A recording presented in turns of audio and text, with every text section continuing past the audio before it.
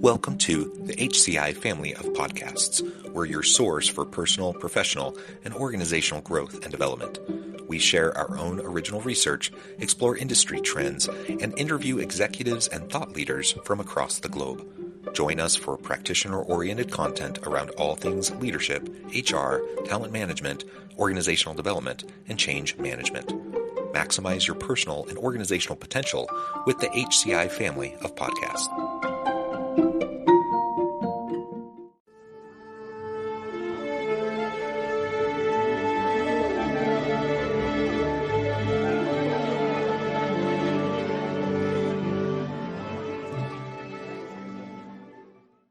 Helene Cahen, welcome to the conversation today. Hi, John. Very nice to meet you. Thank you. It's a pleasure to be with you. You're joining us from the Berkeley area. I'm south of Salt Lake City in Utah.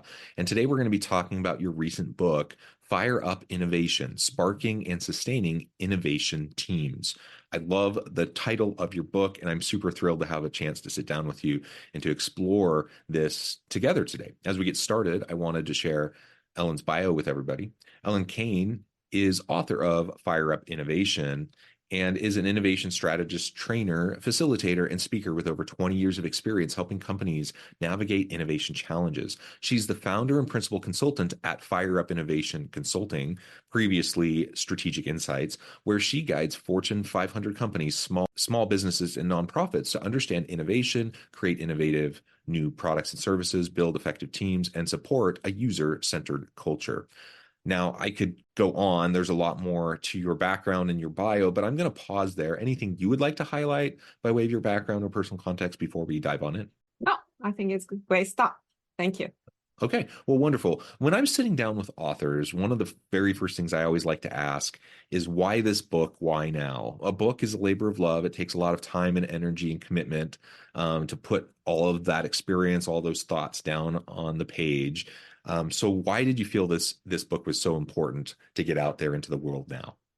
So I studied creativity, and I have a lot of books on creativity. And one of the things I was joking with my roommate at the time when I studied at Buffalo State University is how to make it sexy. And what I wanted to do is a book that has kind of represent me in the sense that is both anchored in research and theories, but it's also super practical because I think we can talk about innovation to death, and if we don't practice this, it's not going to be helpful. And I also didn't want a tool book because if you don't understand the basic of innovation, creativity, and the principle, then a tool doesn't really help you, because it's like, building a house. If you have a bunch of tools, but you don't know the principle of architecture, it's not going to help you. Yeah. Yeah. And then COVID hits and I had more time. So it was the perfect opportunity to work on this book. Well, good. And that's as good enough of a reason as any. I know many people spawned all sorts of really great projects during the COVID era. In fact, this podcast for me was a COVID project. I released my first episode May 8th of 2020, a month and a half after the lockdowns occurred.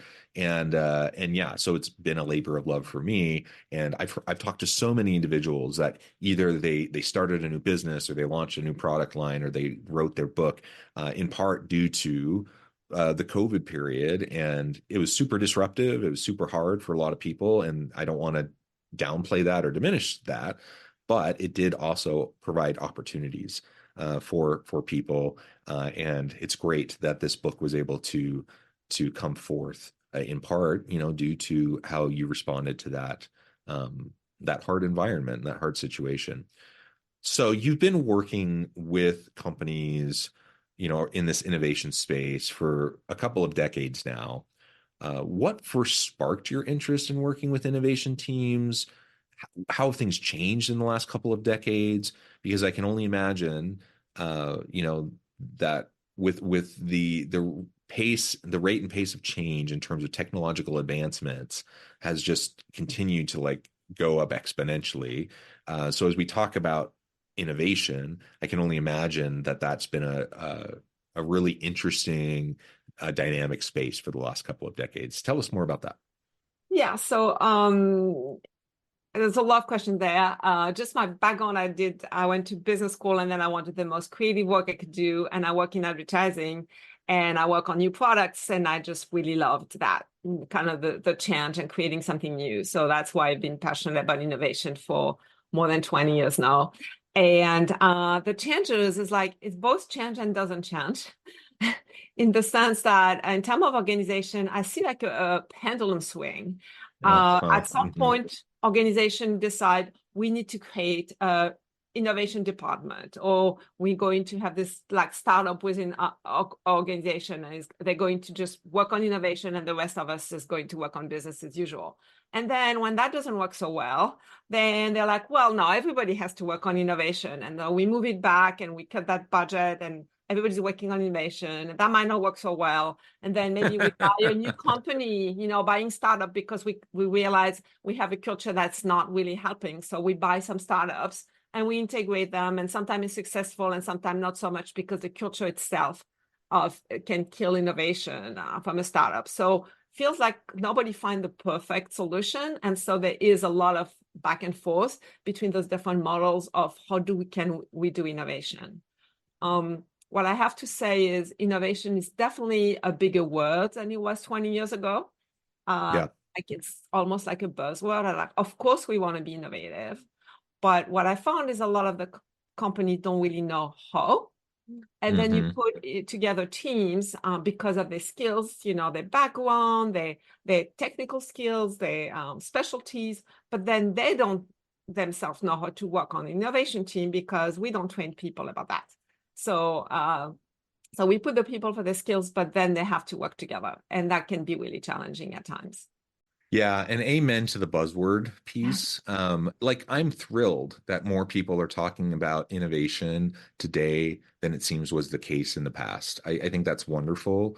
But if we don't get past the surface level and it's just buzzword, then that, first of all, what do you mean by innovation? So, right. And so lots of organizations start to use the terminology, but are they really doing innovative things, or is it more work as usual with a different framing? And so that's part of the question, that I have is if you've seen that shift as well beyond the rhetoric, like it more and more teams doing innovation better. You've also you identified the two main models, and the pendulum kind of swings back and forth. I'm also curious to hear, where do you think the right emphasis is, or is there somewhere in between that it should be, and stop the big swings and have it, in another way that could be more productive and create better outcomes for organizations? Yeah, I think first thing is I think the world is changing really fast. Yeah, Talk for about just sure. AI and other technologies. So I think that everybody is going to need to be able to adapt to the fast pace of change. And so even if your job as usual is not going to be the same job as usual in a year or two from now. So Uh-huh. all of us need to be able to embrace that change. And for sales and for our team, even on a regular business, we need to be able to embrace innovation. And then what does that mean in terms of the mindset? What does that mean about the tools? What does that mean about being more comfortable with trying new things and failing? And what the culture is going to happen when we try this AI program? And you know what? It's not great. And we have to go to another one, or we have to learn how to do prompt engineering or all those skills. So I think at that level, we all need to be, we can't expect our job not to change in the next few years. And then at the broader level, I think there'll be some more significant changes that might need to be tackled by innovation teams. And one of the things with innovation is you have to be consistent. And what I've seen sometimes is like, oh, we have an innovation, we give money to an innovation department or something, but 2 years later we cut the budget. And that's not going to work because it takes time. And so if we're trying to get very short-term return on investment, that might be challenging. On the other hand, you also need to have very clear criteria about what is innovation for us, what does success look like, which projects should be considered or not. So you need to really build a system when on the front end, you need to give freedom and opportunity to look at a lot of things. And then as you move things down the pipeline, there is a place when you say, this is not going to meet our $5 million a year goal, or this is not going to be feasible with a mission or something. So there have to be some clear I'm a process person, and I believe that a good, clear process can really be an enabler to successful innovation. So two things that you said there that I think are really important is the culture and the mindset around innovation, and then the processes, the systems to facilitate the innovation. So getting beyond the buzzwords and starting to create an environment and a culture where you're promoting iteration, where you're promoting trial and error, and no longer are you labeling things as failures because it didn't work. It's a learning opportunity. It's only a failure if you don't learn from it. And if you can't pivot rapidly to then do the next thing. And so, fall forward, fail fast, iterate rapidly, try new things. That's hard in a lot of organizational cultures because, there's this punitive kind of a mentality, or like a fearful, if I try this and it doesn't work, my job's on the line, or I'm going to miss out on that next promotion. And then people start to play it safe. And when people are playing it safe, you're not pushing the envelope and you're not innovating. And so that cultural shift, that mindset shift, I think is super, super important. You touched on that. But also the processes, and how can you start to build in to the systems of the organization, processes that really reinforce the mindset that you want your people to have. Thoughts on how we can go about doing that? First, we have to think about it. To your point, I think the culture is above. So if the culture is not going to support innovation, it's going to be killed. Yeah, You for can sure. train people, I can coach people, I can tell them everything, and they're great at it. But when they go up to management and the first thing that comes is like, it's never going to work, that's it. The team is like, I'm not going to try this. Yeah. So the cultures are that's definitely supporting. And then really thinking about the process is not something that is sexy, back to that word, but it's so important. It's such a supportive element. And we don't necessarily think about success process. One thing that is both simple, but having good facilitators, having people that Mhm. are focusing on the process when the team is focusing on the content. And often we just become a facilitator because you're either the manager on the team or you just been assigned these things, but who is trained about good facilitation? And you see how meetings, just a simple meeting can be really bad. And then you add to a complex process of innovation. And unless you have team members or external facilitator that really can focus on that, so then it's an enabler to everybody else to be free and to think and to look at options. I think that is really important. Um, and then changing our perception of risk. We often talk about the risk of failing and the Mhm. cost, but we should also be looking about the risk of not of the cost of not taking risk. And Yeah. we assume The business risk the risk of stagnation, right? yeah, and business as usual in the world that is changing so fast is going to be like it's likely that your business is going to go down. So in a way, innovation is not a choice, and you have to embrace it. Mhm. Yeah, yeah, that risk of stagnation and the risk of just being irrelevant, if you don't keep up with the pace of change and you're not adapting and pivoting and being agile, you're just going to increasingly become irrelevant. You're going to lose market share. Your products and services aren't going to be as good as your competitors. You're not going to attract and retain the best people, and it just becomes this like downward spiral. if Exactly. if if you can't maintain that kind of a culture, at least where you're trying to innovate. Like nobody's perfect, and you're not always going to be perfect at innovation. You're not going to be perfect with the mindset. You're not going to be perfect with the processes, but you can reinforce those things in such a way that it gives you a much better chance of having consistency in the innovative juices that are flowing within your team and within the organization. And it's not always going to be a home run. You're going to fail more often than you succeed in terms of like traditional failure and success. Not everything's going to work, but if you can create that kind of psychologically safe environment where people can try stuff, where they can experiment on stuff and iterate rapidly, then you're going to have far more interesting solutions to the problems that your organization faces. You're going to have far more interesting potential products and services that are going to be more valuable to the market, to your clients.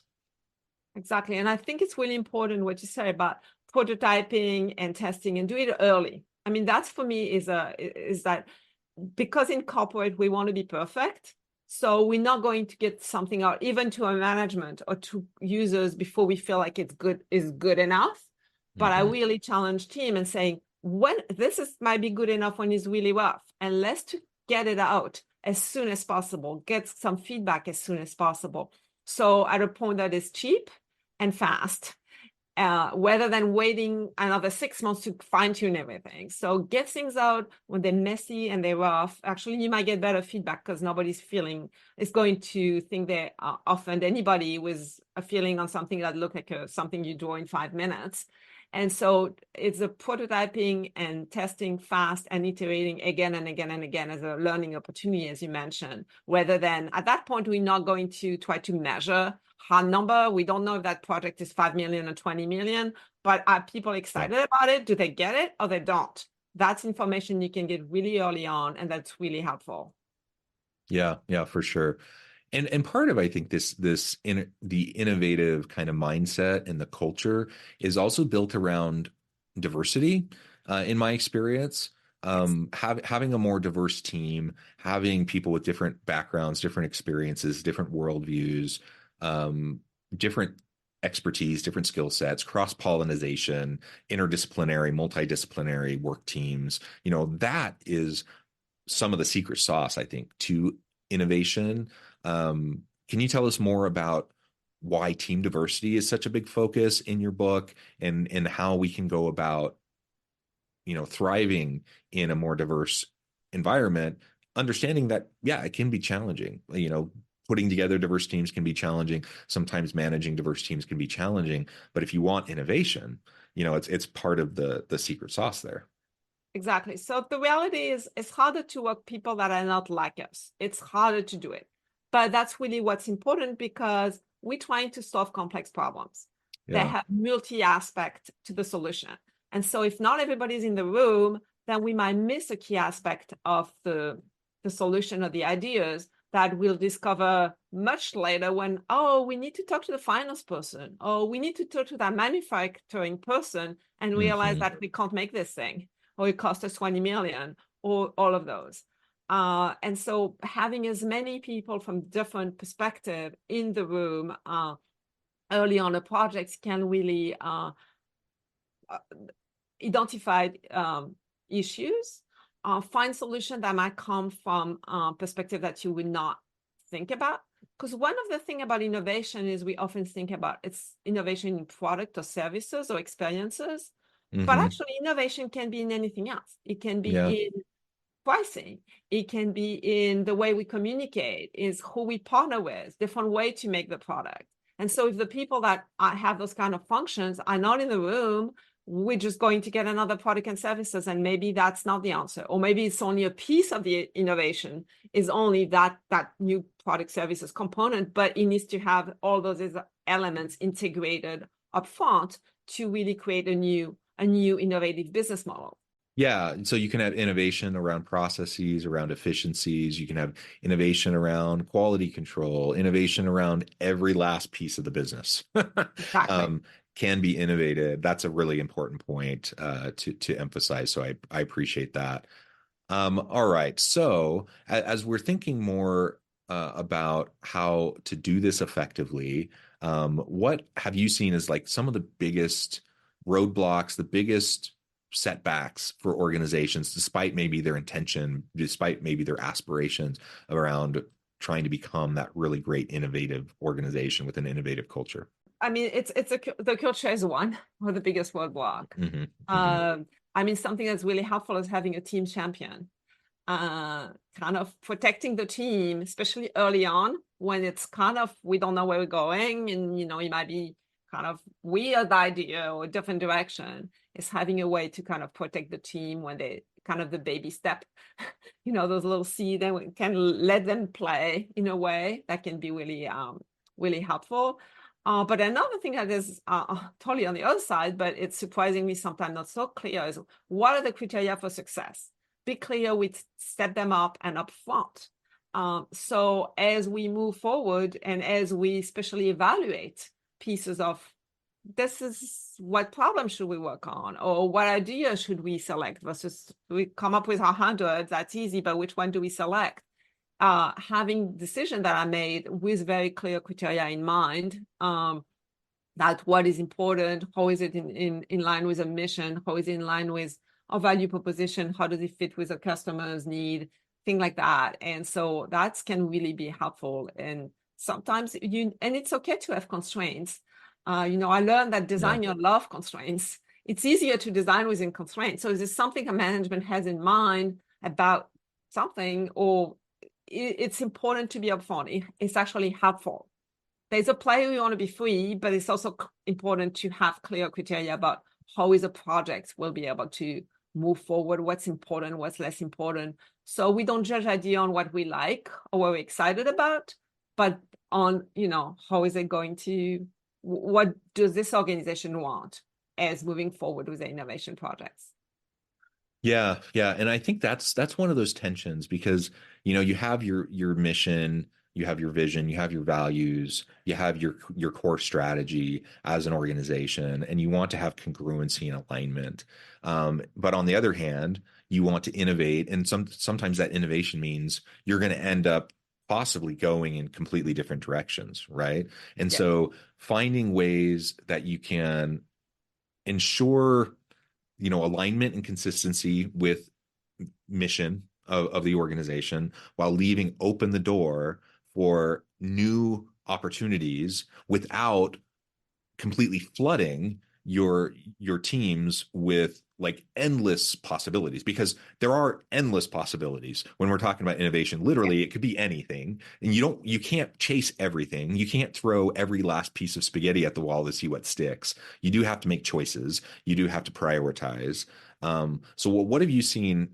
How can we help leaders navigate that tension around alignment and strategic consistency versus really trying to foster this environment where people can pitch new kind of wild crazy ideas even sometimes and try different things that maybe we'd never thought of before. I mean, that's where you have a great leaders that have a vision and kind of see what's the range of you want to give to your teams of let's play, and you can go wild, and at some point it needs to be, and it could be, we give you play time and budget time for a year, but in a year we want an MPV and we want to have some Yeah. customer feedback or something. So there is kind of some roadmap that you can do. I hate the funnel concept because Mm. I'm just assuming that innovation has a very nice linear path, which it doesn't because it's messy up and down. Yeah. But Yeah. having some framework for the team to play and know kind of what their playground area is, I think is really important. And it takes some strategic decision. It takes sometimes it's like a leader is willing to say, hey, you know what? I'm willing to lose on these projects because that's a learning experience and we need to do that. And we should actually celebrate failure and things like that. But I'm not willing to lose more than 5 million on this. So things like that. So be Yeah. clear. I think ambiguity is not good. If it's like, oh, we'll just play and we'll let you know later, that's very uncomfortable. But if we like, okay, you can play to this point within those criteria, and then we'll review, and then we decide what's the next space we're willing to open for that project, or say, that's not going to work for us. And it should also be managed as a portfolio. So it's not like one innovation. It's like we have a portfolio, and then we can also evaluate those potential new ideas against each other too. Once again, with clear criteria. So usually there is, you start with a lot, and then you kind of see, well, to get to the stage 2, when you need more funding, this is some things, and we might have 10 projects, and we have to decide the 3 that we're willing to take forward for organization. I like that idea of putting some criteria and some structure around the play. So you allow openness, freedom, for people to try all sorts of things within a certain sphere, right? So you do put criteria around it. I think that can really be helpful because it can also be overwhelming to an individual if you just say, "Hey, go create the next amazing, brilliant thing." You know, no constraints at all. Some people can do that, but most teams are going to do better if they have at least some level of understanding around what constraints they're trying to work within. And then having freedom to play with the criteria, I think, is excellent. Ellen, I note the time. This has just been a great conversation, but I also need to let you go in just a minute. Before we wrap things up, I wanted to give you a chance to share with the audience how they can connect with you, find out more about your work, your team, and then give us the final word on the topic for today. Okay, so you can find me on LinkedIn. You can find me on my site. It's fireupinnovation.com. And then you can find more information about my book. On the website, you can download a sneak peek, or you can just directly to wherever you buy your books and buy it. I have a Kindle and a paper version. The paper version I recommend because there's a lot of graphs and exercise in the book. And you can learn more about my services. And I always love to talk about innovation. So feel free to reach out to me and we can have a 30-minute conversation. And the last word is just try new things. Try it for yourself today. Just do one thing that you haven't done.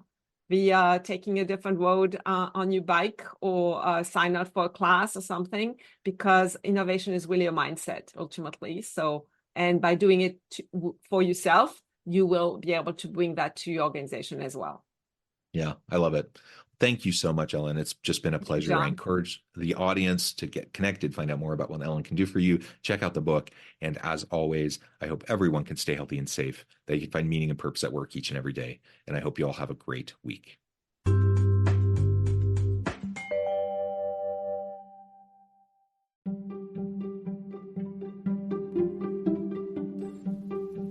Thanks for joining us for this episode of the podcast. We hope you stay healthy and safe, and please join us again soon.